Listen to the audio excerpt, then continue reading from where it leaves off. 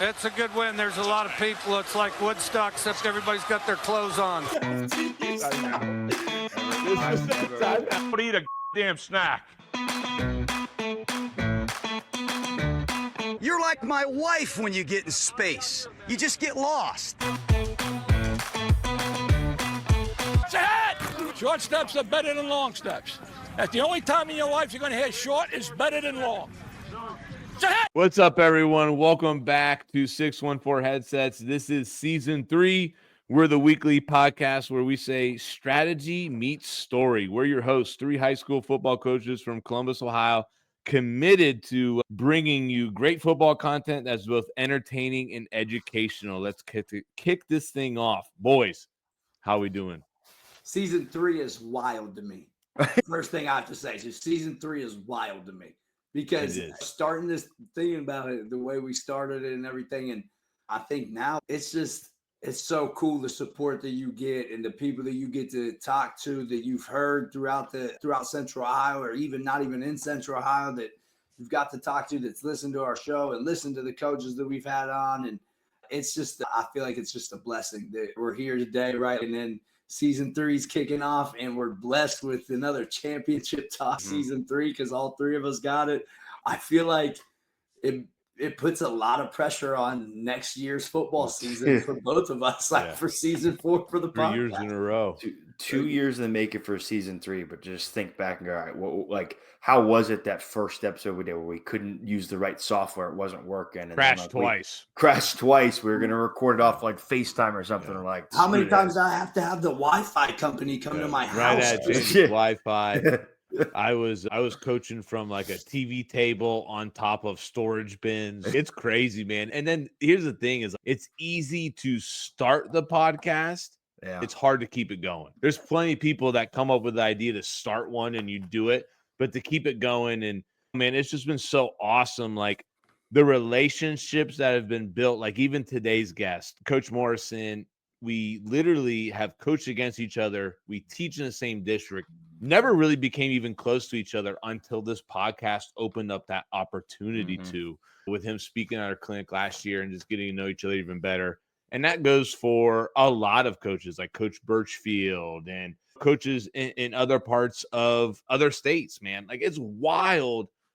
The opportunities just doing this opened up for us and for football and things. And it's just so amazing. And we're really close to even talking to a staff that's literally coaching football in Alaska, literally with their football field right on the Arctic Ocean. And I think they're going to come on and record in January and probably come out in February. So it's like the reach that we've had is great. So we can't thank everyone enough, but we want to knock this out of the park, man. So if you haven't subscribed, if you haven't given us a rating, if you haven't followed us on all the different platforms, do that. Please help us grow. Help us continue to celebrate football and the great game it is. Give us suggestions too, right? What do you want to hear? What do you want to hear about? If there's people out there that you got ideas for, just tag them, throw it in the comments on Twitter, on YouTube, you name it. Or we're always open for good ideas, man. So this is season 3, episode 59. Donovan, what are we getting into? Listen, it's only fitting we start off season 3 like we did with season 1 and season 2. And that's like the key lessons and the lessons learned from championship seasons. And Coach Stout and Coach Sayers alluded to, we're all very blessed to have coming off another championship season for us. And what more fitting than to bring on one of the key players, key kind of pieces for Columbus, for Central Ohio's championship team, and Olentangy Liberty and their offensive coordinator, Brent Morrison. We are super excited to have Coach Morrison on, of course, go through our pick 6, but talk about those lessons, the ins and outs of the season, what worked for them, and get his perspective. And again, we record this intro afterwards. You guys are going to be in store for some great tidbits and some great coaching points and learning points from Coach Morrison. It's a great episode, man, and I'm excited. Ryan, congratulations, 3-peat. Congratulations to us, 3-peat. Awesome to have a guest come on and join us that just is fresh off a state championship. We got a lot of great nuggets for you. And don't forget, this show is powered by Fundraising University. Fundraising University-Ohio offers a variety of fundraising efforts that helps football teams run profitable, effective, and fast-paced fundraisers designed to raise the most money in the shortest amount of time to reach their fundraising goals. Fundraising University-Ohio is locally owned, operated, and with their 6-step blitz system will help your team maximize profits. Brent Maxwell with Fundraising University will sit down and help you strategize and execute your fundraiser.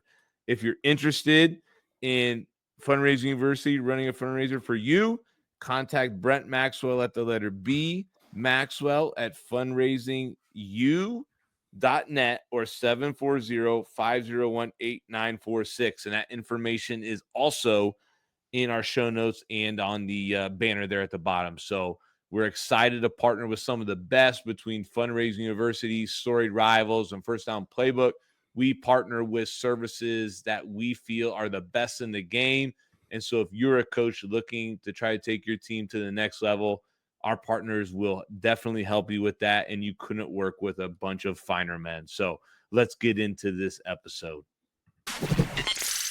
Man, I'm absolutely fired up for this guest tonight. A longtime follower of the show, which when I first heard it, absolutely surprised me. Excited to have him on tonight. We have Brent Morrison, the offensive coordinator for Olentangy Liberty High School, fresh off a state championship. I just want to say, hey, congrats, man. Thank you for bringing one back for the public schools here in Central Ohio. We're so proud of you guys. Brent, you've obviously been the offensive coordinator for the last couple of years. I've known you from your time when you were offensive coordinator and head coach at Westville Central, and we had some duels going back there. But thanks for joining us. Why don't you take a moment just to fill in some of the rest of the gaps of your football journey? Yeah, as I reflect back on this, I've been very fortunate to be around a lot of championship caliber coaches. And I started thinking about some of these names you guys may not even know. I know it's 614 headsets, but a lot of you guys aren't even from the 614. I am. I'm from Reynoldsburg, okay? And I actually started out being a ball boy, all right, for Bob Stewart. If you guys don't know who Bob Stewart is, it's basically the Woody Hayes of high school football. Is that about 1953? What was that? Yeah, something like that. No, he was the Griffin boys coach at Eastmore, put Eastmore on the map. Then he came out to Reynoldsburg. And I remember I was a ball boy, and you guys all know Preston Bowman. I was a ball boy when his dad was playing at Reynoldsburg, and Brad Birchfield. Yeah. Way back. Wow. That's all. You're talking years ago. Man. That makes Stout feel young for once. I know, right? Yeah. So anyways, I got to see him when I was a little kid, and that was amazing. He's a Hall of Fame coach. Then Tony Pusateri came into Reynoldsburg. I played for Tony Pusateri. Again, another Hall of Fame coach, has a state championship from DeSales. I know that name. Yeah, college coach. Oh, yeah, he has South on his resume, DeSales, and he's actually one that first hired me as a head coach. So he started molding my career, and then he steps down, and Kerry Hodakovic comes in as the head coach, who, if you don't know that name, he's the first guy that put Upper Arlington on the map. Then he goes to Camp McKinley's, Mike Doss's head coach. Then he comes back to Reynoldsburg. And so I work for him, and man, he has taught me so much and really taught me how to grind as a coach. It's not easy. You got to put the hours in, all those things that a lot of young coaches today, they just don't get. And then I had a chance. I went over at Dublin Jerome the first year it opened with Mark Hunley, again, a phenomenal human being. And then I ended up at Westville Central because I needed a teaching job. Bob Fresh hired me. He's like a Westerville legend. And then John Magistro gets the job at Westville Central, played for 2 state titles in the Hall of Fame. And I'm his right-hand man for about 6 to 8 years and something in there. And then I get to take over for him. I was head coach for a while. I feel like we had some success in there. And then life happens. And I just didn't have time to do that. Couldn't fully commit the way it should be done. So I took a step back and still wanted to coach, but just have a diminished role. And so I started looking around. I'm like, all right, someday I probably want to be a head coach again. So I want to go learn how to be a head coach. Who are the best head coaches in Central Ohio? So I'm like, first call, Steve Hale. All right. And one of my best friends, Michael Banig, he was my DC. He was already coaching track over at Tangy Liberty. So next thing I know, the two of us are on staff. And I tell Steve, I'm like, I just want to be in the background. I just want to coach running backs. You're a 10 personnel team. I want one dude. Right. That's it. I show up inside zone. There we go. That's all I got to do. Steve Hale, he's an unconventional guy. And I remember one day I wasn't at practice, had a conflict. He's very flexible with me, and he leaves a voicemail. And he says, "Hey, we talked. You're the offensive coordinator now. If you got any questions, give me a call back. See you later." And that's how I got a job. Like, didn't apply for it, didn't want it. But at the same time, it's, damn, I get this Hall of Fame coach, Steve Hale, and he's willing to give that to me. You have to take that opportunity. So then in my head, I'm like, okay, I'll be Steve Hale's offense coordinator forever. And then he steps away unexpectedly.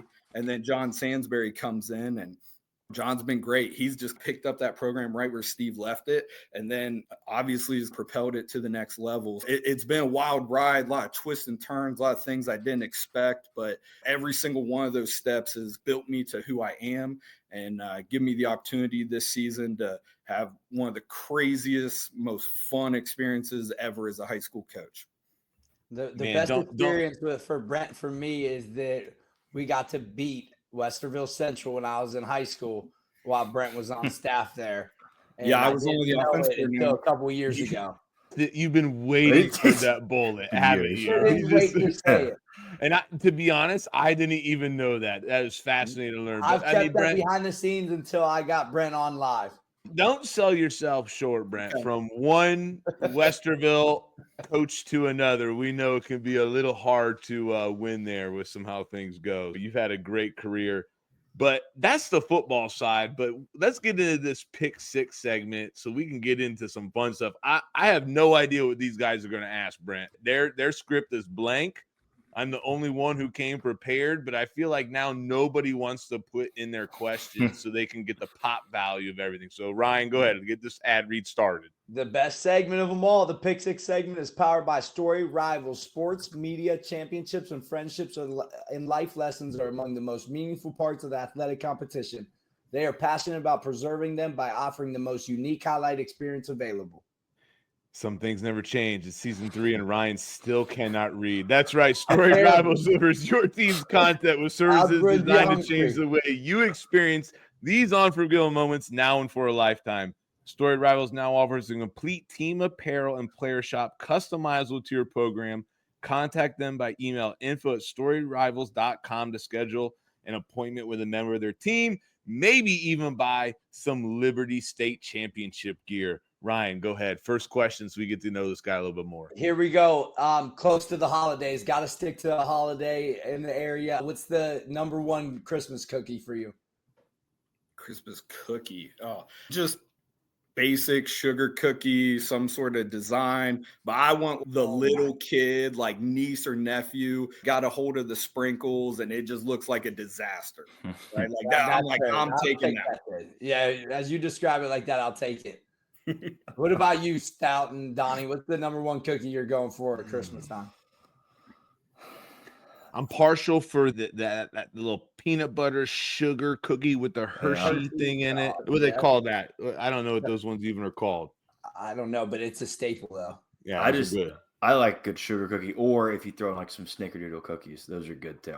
I don't know if those are really Christmas. There's nothing Christmas about snickerdoodle. It's not, they're cookies, sugar cookies, chocolate chip cookies. See, Donovan's always in Florida. Donovan's always in Florida with his rich family. Never done Christmas in Florida before.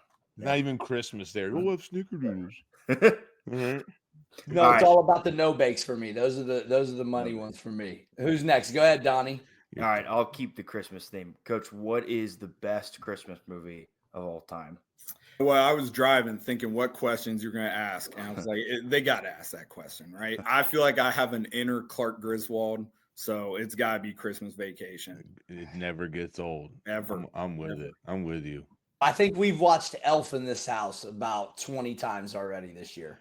It used to be my favorite Christmas movie until like now. Love my son to death, obviously, but all he wants to watch is that. So I probably know word for word Elf at this point. We finally showed it to my daughter too. I'm going to stick with Christmas. It was going to be my last question, but I'll stick with it. Good call. Tell us a favorite Morrison Christmas tradition. So a couple years ago, me and my wife, like our kids opened up all their presents. And I'm looking around like, this is dumb.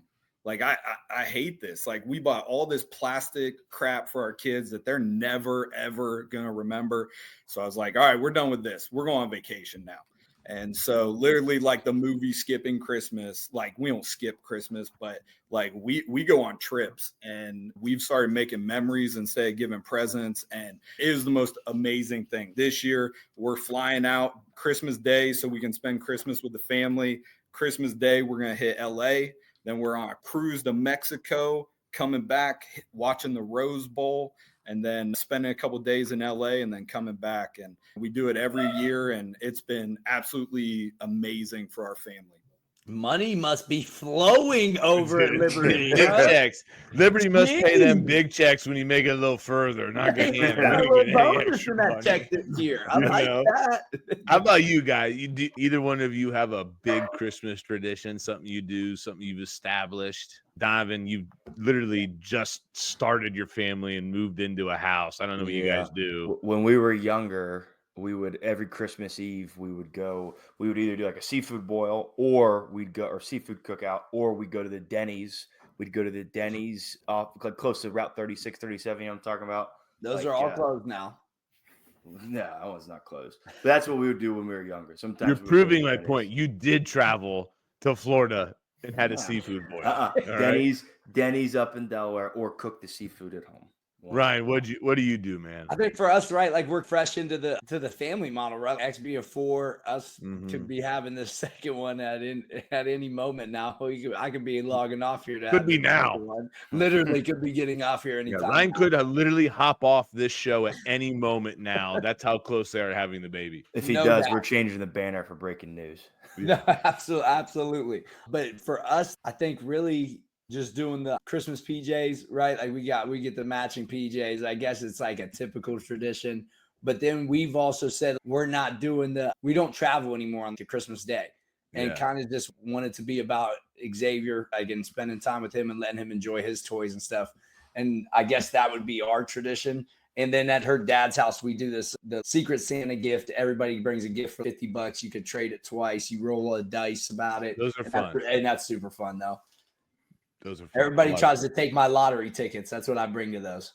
It's adorable. You bring $50 of lottery tickets? Yeah, everybody tries. That's the gift that everybody wants. Trust me. And you're just that lazy. You just literally get them on your way there. I know No, you. because I try to get them back so I can win some money too. There you go. Because you can steal your own gift back. All right, man. All right, here we go, Brent. Here we go. My next question: did the College Football Playoff Committee get this bracket right? Yeah, it's hard. Listen, no matter what they do, people are going to be mad. I don't really have a favorite college football team, so it didn't impact me a whole lot. So I'm going to abstain from this one because I think here's the thing, though. Don't you have like a thing with your son? You take him to these stadiums and stuff. I was going to ask you about that. What's the number one stadium you guys have been to since you're going to drop out of that question? Ooh, okay. I'm hoping it's the Rose Bowl.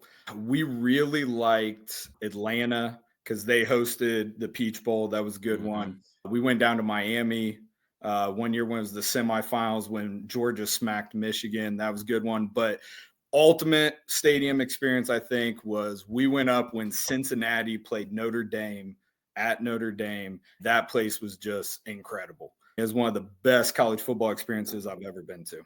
Did you take a picture with Touchdown Dejas? Of course. It's iconic, man. It's cool, man. They got some sweet stuff. I love it. All right, here's my second question. Not who will, but who should win the Heisman Trophy, Travis Hunter or Ashton Genty? I'm going to go with Hunter. He just does so much. It's hard to deny him. He's something we haven't seen in college football in so long that we would be doing a disservice the all-state selections today, right, if he doesn't get picked. Yeah. Appreciate that. Preview to what we talked about off screen. I love it. So, sticking with the theme, man, we were all in sync here, or you guys were both just lazy and just went off of what I went off of.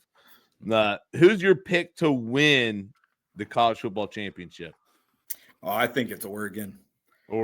Yeah, I just think they're so good. And like their coach, I was never like a big fan. And for you guys, it sounds like a lot of you guys are Buckeye fans and stuff. I'm not a huge Buckeye fan. I like them and stuff, but I like coaches. right? Like Dan Lanning's my number one. I Yeah, love him. love Dan Lanning. Love him. He's awesome. I mean, like when he took that time out and they're watching fans walking, I feel like he says things I would say as a head coach. Anybody that's pumping up their team with Gladiator and Glorious Bastards and smashing helmets at halftime is my kind of guy. So I love it. So my second part was, what first round matchup are you maybe most excited about? Is there a certain game in this college football that you're like, man, I can't wait to watch that one? Yeah, I think it goes back to the coaches battle. And I want to see Notre Dame, Indiana. Like, I just want to see those two guys go at it. I love Marcus Freeman. He's one of my favorite coaches. And it's just the new kid on the block in D1. And let's let him go. Hot, expensive ticket, too, from what I hear. Like over $1,000 is what the average I read the ticket price same thing was. today, Stout. Yeah. Over 1,000 if you want to sit in the seat at the stadium. Crazy. Hey, but the Buckeyes Bowl Volunteers game is a huge. That's got to be one of the most anticipated games too. I'm Those excited. Two games. I'm excited because it gives college football fans what they wanted. They want to see an SEC team come up to the north and play in the cold. And I hope it just fulfills that dream, and it is just absolutely brutal. Just so we can finally get that like storybook type of a chapter to what's going on. It'll be brutal for sure. That's a fact.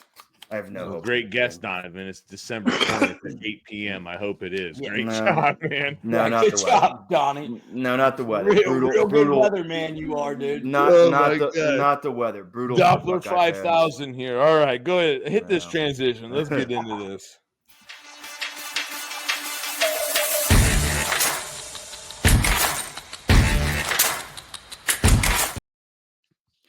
All right, we're getting into our main topic tonight, and like Stout alluded to, we started the first and second season of 614 Headsets with the looking back to championship seasons. And again, what better example right now than Columbus and Division I's champions and Coach Morrison and Olentangy Liberty.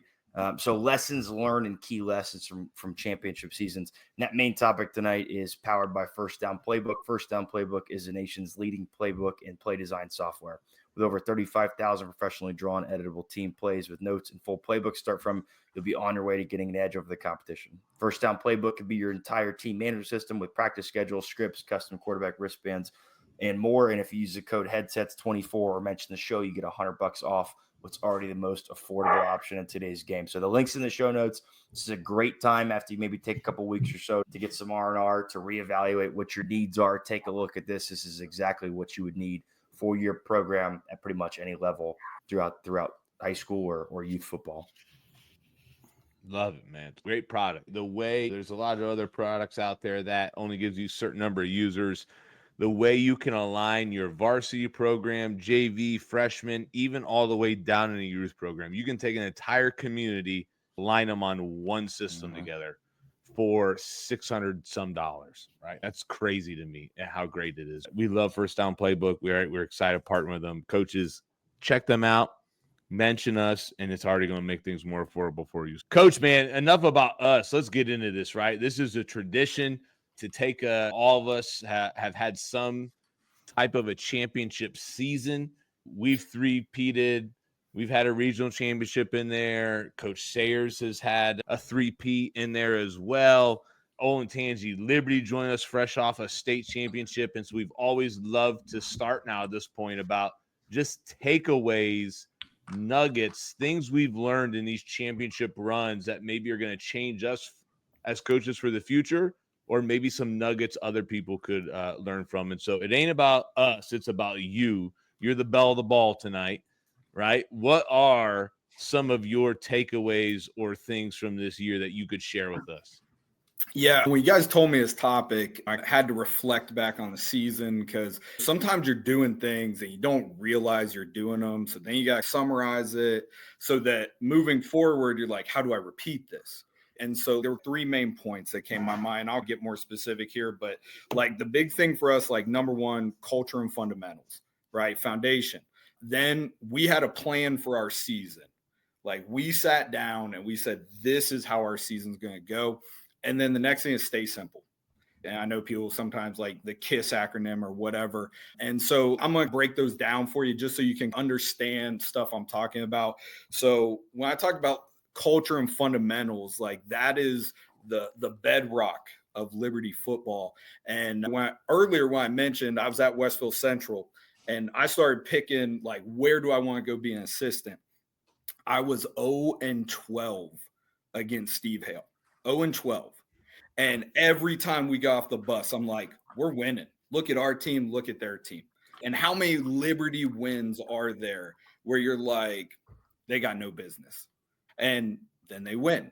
And I'm like, how do they do that? And I've seen it over the last 3 years, and it blows my mind because their culture, it's wild because you go like colleges, you go high schools, and people got T-shirts with slogans and signs everywhere and all this type of stuff. And you go in Liberty, and it's not really there. Like you don't have the T-shirt with the big phrase on it and all, but you ask any kid in our program, right? Every day our coach will come in and say something like, hey, what's the goal of Liberty football? To be the best team we can be. And every single kid knows it. Every day we talk culture. And when I say every day, every single day we start out with culture. And we have themes for the week. And I think this is one of the coolest things that we do. Like in the summer, Monday, the head coach starts the week off, whatever our theme is, right? Being the best version of ourselves. We'll just go with that one, right? So he talks about what that means to everyone. Be the best version of yourself. Now on Tuesday, the position coach, you got your crew of guys and you're teaching them your version of how you do that. And then on Wednesday, we go to classes, right? So a coach would I would take the 10th graders, right? And I would talk to them about it, but it's like interactive. It's not them just sitting there, right? Like they got to get in. And then the last day, the kids are teaching each other about the culture. And we do that throughout the year. And it's just amazing. Again, we don't have the banners, but we definitely have the culture.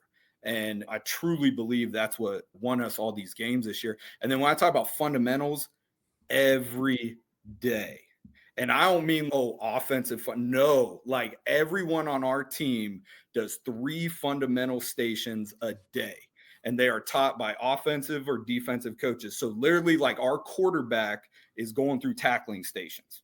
And at Liberty, we are very blessed in that we have lots of kids and we can split and our kids are one way, but we still make our quarterback learn how to tackle, right? Because you throw an interception and we expect him to turn into a defender and go tackle someone. What if we've never taught him how to tackle? 1, he potentially misses a tackle, or 2, he gets hurt because he didn't know how to tackle.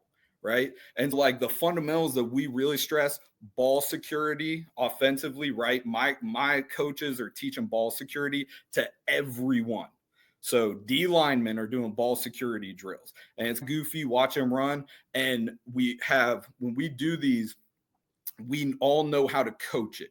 We come up with those sound bites. Hey, so ball security, right? We say chin the ball, cover the wrist. So we chin the ball, we come in contact, we cover the wrist. And we do this not only for our fundamental stations, we do it for lifting. So every kid in our program knows the sound bites for bench press, deadlift, squat, whatever it might be. The next one we do is punch. We teach every single kid how to punch, right? Because what is that? That's the start of block destruction. That's the start of blocking. It's all the same. We teach every kid tackling. I already mentioned catching. Catching is hilarious, but we teach every single kid how to catch.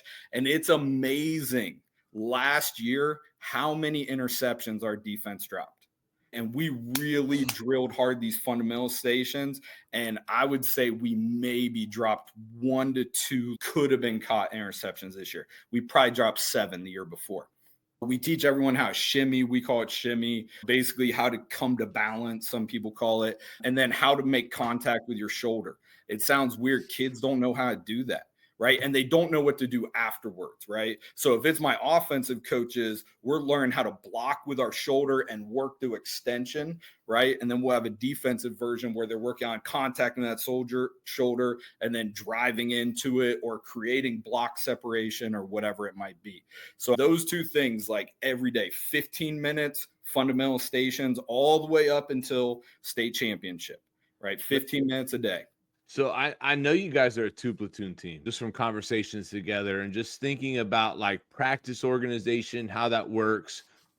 What's that look like? Is this early in the practice plan? Everybody's doing it at the same time? Like, how do you guys structure that to make that a priority? So first thing, so the kids know it's a priority. It's first thing, right? So we typically have an inside culture talk. We break up, we do some sort of meeting, and then we roll to the field and we're right into some sort of fundamental station, 15 minutes, 5-minute rotations. You get 3 this day, and then the next day we do the next 3. And then I'll talk a little bit more about some of the stuff we do practice-wise, being 2-platooned and how we come together and stuff like that, and some of our other stuff. So like the second point is have a plan for the season. And it's wild. Stout Sayers, you mentioned when we have played against each other. All right. So Sarah, if you remember our football game, it actually haunts me. Like that is one of those games I feel so bad that we lost, because like when we used to play you guys, we were like lightning in a bottle, right? Like we were pushing, taking shots, all that stuff. And I remember in that Fitch game that, yes, you won. I'll say it. Okay. So we were up, I believe 14-0 going into the half. And there was a minute left and we got the ball back and we pushed it, right? And we tried to score, go up 21-0. And I think we threw a pick 6. If it wasn't a pick 6, we threw a pick and they returned it and they scored. And now it's 14-7, right? Then you guys got the ball coming out at the half. And then I think you rolled down and scored. And Darren Hall had that pit running back. Darren Hall had a big run right out of half. And then we just rolled after that. What was it? Benny Snell or whatever. Benny Snell, yeah. He got hurt early in the game. He hurt his calf. Yes. How that relates is I huddled for the first time since 2008. And I like games like that just haunted me. I'm like, man, what are we doing? And we sat down and I said, guys, we have to huddle. And here's why. We got to protect our defense. Our defense is good, like really good. You guys saw them when we were playing. They're good, but they're also thin, okay? And we wanted them to be rested. We wanted them to come out there and be ready to go. And also you start thinking about it, it's like, what teams do I hate? I absolutely hate those teams that get the ball and they eat up clock and they take 12 plays, 14 plays, and they just grind it down. And you're like, oh my gosh. And then when you're that lightning in a bottle team, you get the ball back and it's like, all right, we got to go. And then you get a 3 and out and then they run another 12 and it's miserable. And I'm like, why don't we become that team? And then the other thing we say is we're going to be very simple. We're not going to scheme and do stuff that we don't need to do, but we are going to have a lot of formations, motions, shifts, things like that. And it is so much easier to communicate those things inside of a huddle.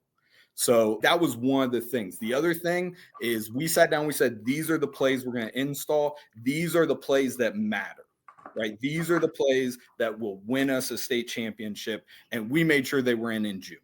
And then with our players, we were very specific about where kids were playing and when they were playing, how many carries they were getting, how many touches they were getting. Good example, our quarterback, he can run like crazy. I don't know how many first downs he picked up with his feet.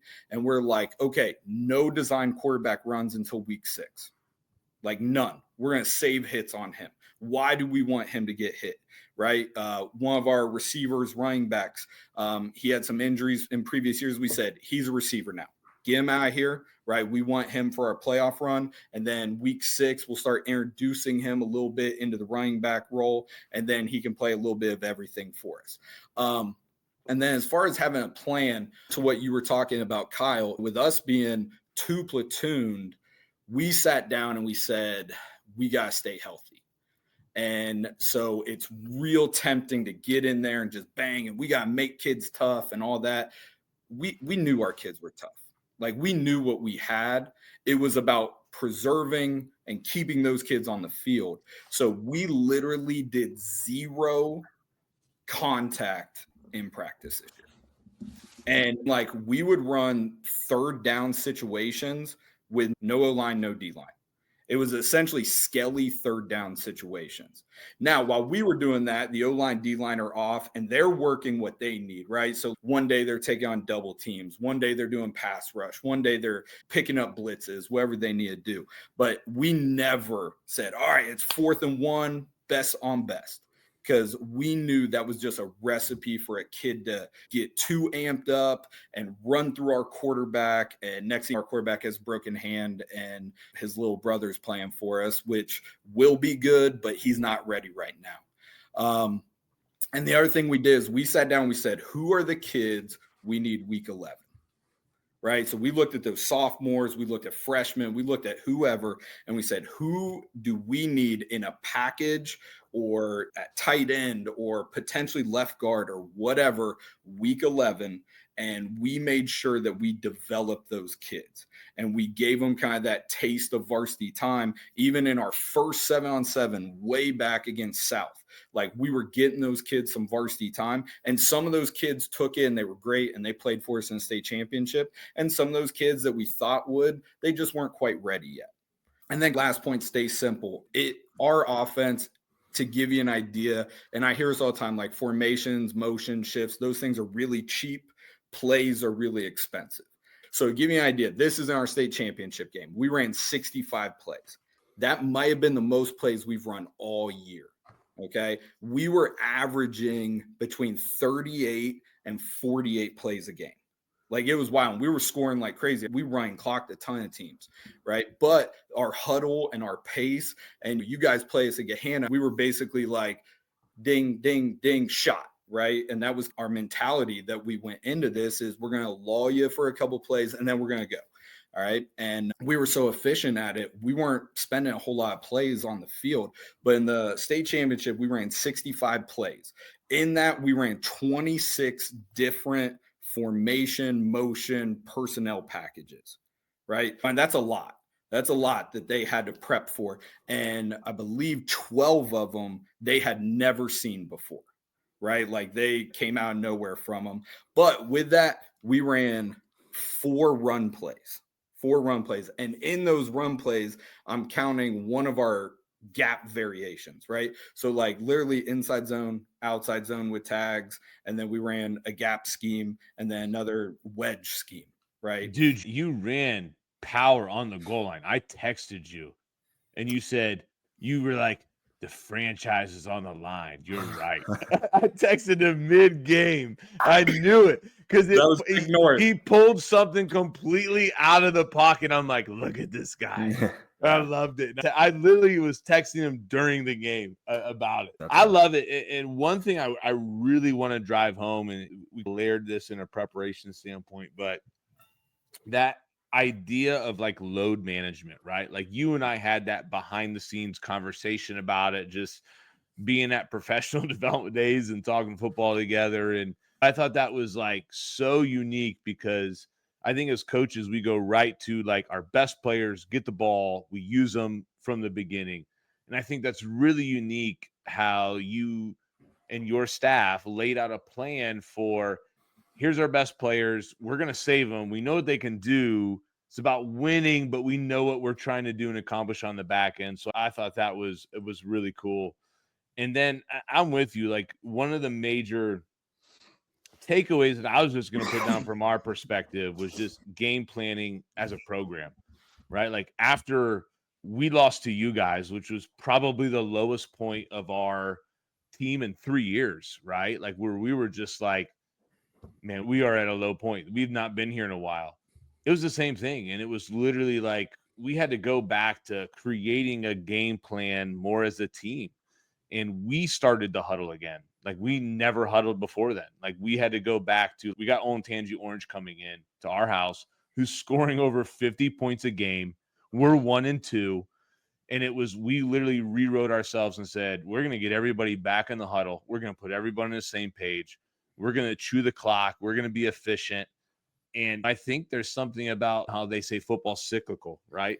And I think now, like everybody has seen no huddle for so long that now it's almost harder to match up to the teams who want to huddle, right? And who are good at exchanging those personnel groupings and things. So that's my nugget, Rand. Just game plan as a program, not just your side of the ball. Win as a team, figure out, talk on every phase of the game, how you can help each other. Because that was the same thing for us, right? Where we were like, okay, we know we're going to run the ball, right? We've always been able to run the ball really well. And so it was about, we got these explosive teams coming in here. How can we limit their possessions? How can we get the pressure back on them? And I'm with you. I think that's a fantastic nugget. I think that, and that also relates to like our season. On my offense coordinator did just an amazing job going through 3 quarterbacks this year, right? Like a senior blows his ACL week 5, week 9, our freshman quarterback that was just getting to roll in a sprain, gets high ankle sprain, can't play week 10. Then we got a slot receiver that's also a stronger safety junior, throw him at quarterback, right? And now we're huddling up. We're going way slower. We're running a lot more formations of people, trying to formation them to death. And he did an amazing job adjusting. But I think for us, like the nugget that like we keep talking about as coaches, like with our kids and this upcoming class that we're going to have, is finding success is way easier than having continued success. And I think chasing continued success is probably the hardest thing as a program, right? You have your kids that get to experience that, right? This freshman or this upcoming senior class that I have, right, has experienced only winning City North championships since they were freshmen, first year, second year, third year. And it's a point of keeping kids focused and keeping them hungry to keep getting better, because there's a lot more room to improve. And I think that's the thing that we're trying to push to our kids this year, is that everyone's going to give you their best shot now. Everybody that's on our schedule, everybody that's in our conference, they want to beat us. So your continued success is 10 times harder than finding success. And that's another thing that I talked with a couple coaches at the recruiting night and went and had dinner with them. And I think a funny thing is people when things are going wrong too, or if you're losing, like when you guys were losing or whatever, before at the beginning of the season stout, when it was tough, like we had our podcast meeting and stuff, and then people were like, what's the big difference, or what did you guys change so much in the way that you're coaching the kids? And a guy said, I had a success this past season, but the year before they were 0-10, and I didn't change anything, like how I approached the kids. I didn't change nothing. I just had better kids. And so I think that's another unique thing that like we've talked about as coaches, because we have a bunch of kids coming back, but every group is so different too. Yeah, some are hungrier than the others. Some understand it better or worse.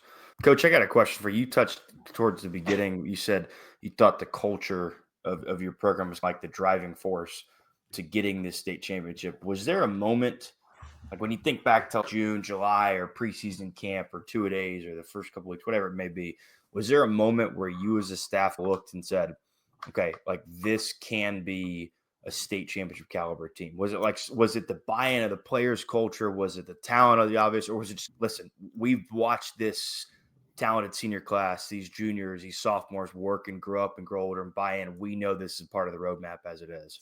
We really don't talk about winning as a staff. We don't really talk about it with the kids very much, which again, I think is, we don't talk about when we talk about getting better, but I'll be honest with you. It was 2 years ago. My first year there, I'm the offense coordinator, all this stuff. And we were on to pick Central week 1. We're starting all kinds of sophomores everywhere, right? Quarterback, it's first quarterback I've ever coached shorter than me. Okay. And he's a sophomore. That's hard to do. We're on a podcast and people you don't know Brent, just not know Brent. That's hard to do. I'm 5'8.5" for the record. Dude has to get special made golf clubs But anyways, I remember we were on to pick Central and we get smoked, embarrassed, running clock. And I'm like, oh geez. Then we play Glenville and we basically lose on the last play of the game. I'm like, oh, where'd that come from? And then the next week we play St. X. How about those 3 openers? I should have asked that. What a great opening. Yeah. So then we go to St. X. We're at St. X. Crowd's crazy. It's everything you imagine, playing the big Catholic school at home. And I remember right before halftime, we should have basically tied the game. And there were some questionable calls by refs and whatever, but I'm not going to get into that. But it was like that moment when I said, these kids are not scared of anything, right? They are not intimidated by this moment. Right. I think I was more scared of the moment than they were. And then on top of it, like they were all just calm. Sometimes you go in at halftime and everyone's crazy and you're like managing personalities and you're like, whoa, sit down. Just nothing. And the funny thing is, we were exactly like that in a state championship. What was Moeller's big highlight? Our kid is running on 4th and 1. He doesn't quite get there and he breaks our fundamental ball security rule. And what's he do? He reaches out. And the great thing about Liberty culture, we will use that play as a lesson for future classes. We will show them that clip and we'll say, this is what ball security will hurt you. But anyways, he reaches, they pull the ball, they run 80 yards for a touchdown.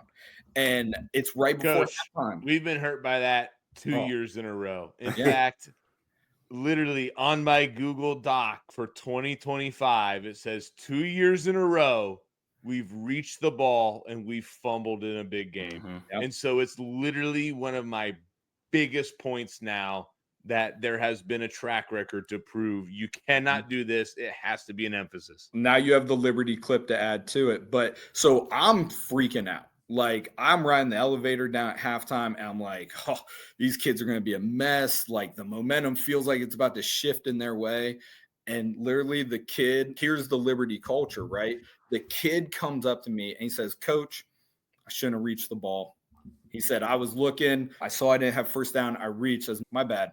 And it was a calm conversation. No one was yelling. No one was pointing fingers. Everyone just accepted their role. And then he said, so Coach, I was thinking about how we were running counter. We should run it from the same side because the linebackers are watching me and they're flying over top.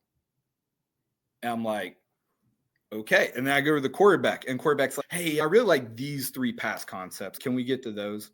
I'm like, sure. And that was like the moment. Those were the 2 moments where I said, we're going to win. We're going to win. And it was awesome.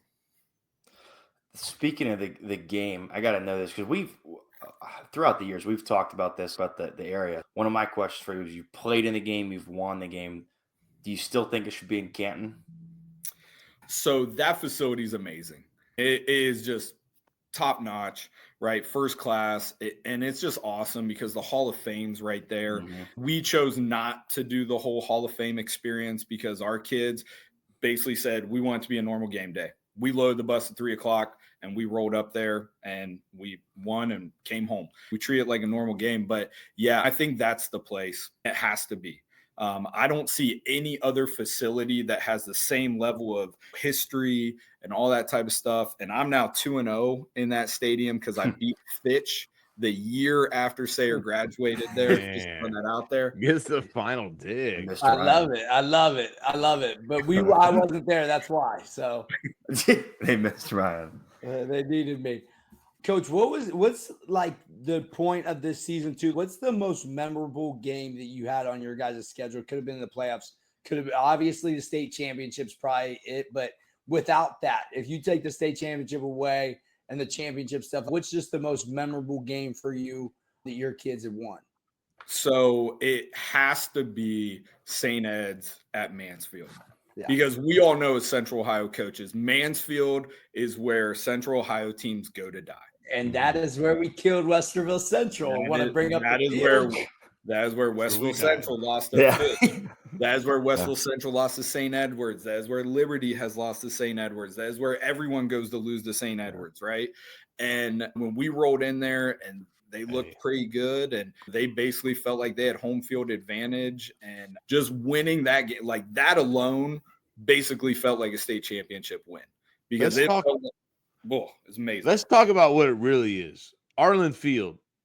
Can we change the carpet in the press box that smells like mold and cat piss? Let's be real. If anybody has coached in that press box, you're probably hallucinating by halftime. What are we doing up in there? Like I probably lost a couple years of my life just being in that press box. Well, Brent laughs because he knows. He's a press box man and he knows. Oh, is the press box worse than the tight sideline? Yeah, I don't know. Where they are eye level with you. Hey, so if you didn't watch that TV broadcast, this is funny. We had sideline heaters, and our special team coordinator's pants lit on fire. Oh, yeah, and he wore the pants again in the state championship. I was going to text you. He wore those pants again, and they're literally burnt with these massive holes like up through his butt cheeks. It was great. I'm glad you brought that up because I immediately in the state championship game, I'm like, what's up with this dude's pants, man? Like, what's up with the budget? But hey, I think the coolest thing though that I gotta say about Liberty is like when you're watching you guys play on TV, oh, this kid's going to college for lacrosse. This guy's going for hockey.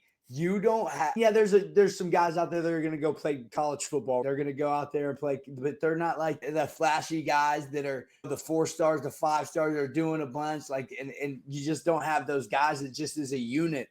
And I kept texting my coaching staff. One of my O-line coaches in the offseason. He trains in the offseason. So he has 2 O-linemen from Liberty. So he was traveling with their parents to the games. And we were just texting each other back like, Liberty is a machine. It just looks like it's operating as a machine.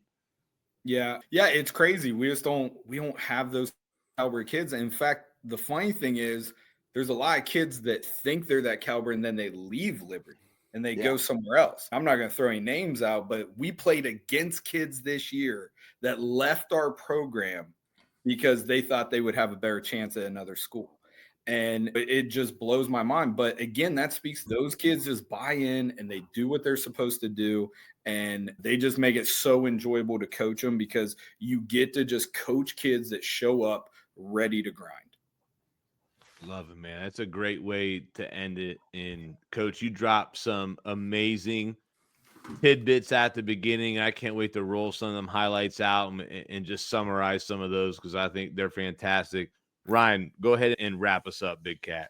Hey, thank you guys all for joining us for the first episode of season 3. And I appreciate all these 3 guys on here with me. We all of us getting to experience another championship. It's ironic that we started this thing and we all had championships that first year, then the second year, and then the third year. It's been super fun to bounce the ideas off each other, the memories and everything that we've experienced, the little takeaways from the season. But make sure you guys contact Fundraising University to get your fundraising right. Get ready for your upcoming season, your off season. Get First Down Playbook on your guys' call sheet. Make sure you get in contact with them. They can help you from top to bottom of your program.